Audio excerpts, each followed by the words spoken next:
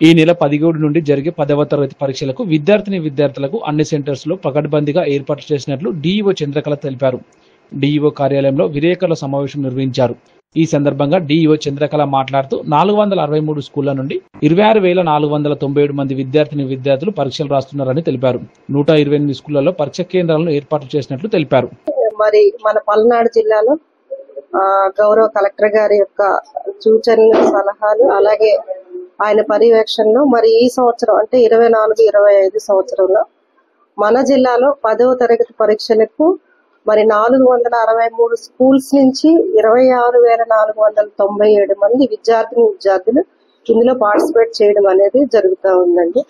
మరి ఈ ఎగ్జామ్స్ అనేవి మనకి 17వ తేదీ నుంచి 31 లేదంటే 1వ తేదీ, అంటే ఎందుకు ఇక్కడ కొంచెం 31 లేదంటే 1 అన్నానంటే మనకి రంజాన్ కనుక 31 వస్తే 1వ తేదీన జరుగుతుంది ఎగ్జామ్, లేదు 1వ తేదీ అయితే 31న మనకి పరీక్ష నిర్వహించడం అనేది జరుగుతుంది.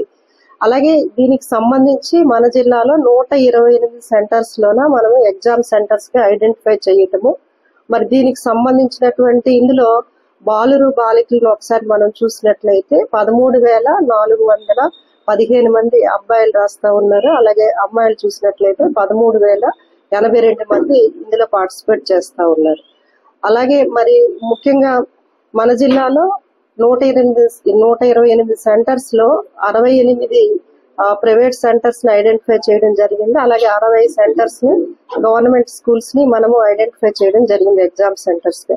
అలాగే దీనికి సంబంధించినటువంటి అంటే ప్రిలిమినరీగా బిఫోర్ చేయవలసినటువంటి ఎగ్జామ్ యాక్టివిటీస్ అన్ని కూడా, అంటే ఫర్ ఎగ్జాంపుల్ లైక్ అన్ని స్కూళ్లలో కూడా ఇన్ఫ్రాస్ట్రక్చర్ ఫెసిలిటీ కానివ్వండి, అలాగే ఎలక్ట్రిఫికేషన్, డ్రింకింగ్ వాటర్, టాయిలెట్స్, ఇవన్నీ కూడా మనం అన్ని స్కూళ్ళల్లో మరి 3-man కమిటీ ఒకటి వేసి దాని వాళ్ళు ఇచ్చినటువంటి విజిట్ రిపోర్ట్స్ ని బేస్ చేసుకొని ఇంకా ఎక్కడైనా ఇంకా ఏమైనా రిక్వైర్మెంట్స్ ఉంటే కనుక అవన్నీ ఫుల్ఫిల్ చేసుకోవడం అనేది డిప్యూటీ డిఈఓస్ ఆధ్వర్యంలో మరి అవన్నీ కూడా మనము ఫైనల్ చేయడం జరిగింది.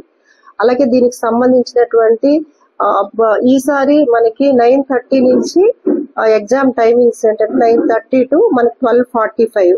మరి పిల్లలందరూ కూడా మరి ఈసారి ఒక మంచి ఫెసిలిటీ మనకు కల్పించడం జరిగింది. హాల్ టికెట్స్ డౌన్లోడ్ చేసుకోవడం కోసం ఒక నెంబర్ కూడా స్టేట్ నుంచి అంటే 9552300009 అనమాట. ఇది కనుక మనము వాట్సాప్ లో కనుక యాడ్ చేసుకుంటే అందులో మరి ప్రధానంగా అంటే విద్యా సేవలు అనేటువంటి ఒక ఫెసిలిటీ వస్తుంది. అది డౌన్లోడ్ చేసుకోగానే ఆ పిల్లవాడి యొక్క ఐడి నెంబర్ కానివ్వండి, డేట్ ఆఫ్ బర్త్ కానివ్వండి కొడితే వెంటనే హాల్ టికెట్ డౌన్లోడ్ చేసుకోవచ్చు. కాబట్టి పిల్లవాడు ఇంట్లో నుంచి హాల్ టికెట్ కూడా డౌన్లోడ్ చేసుకునే అవకాశం అనేది ఈసారి మనము కల్పించడం అనేది జరిగింది.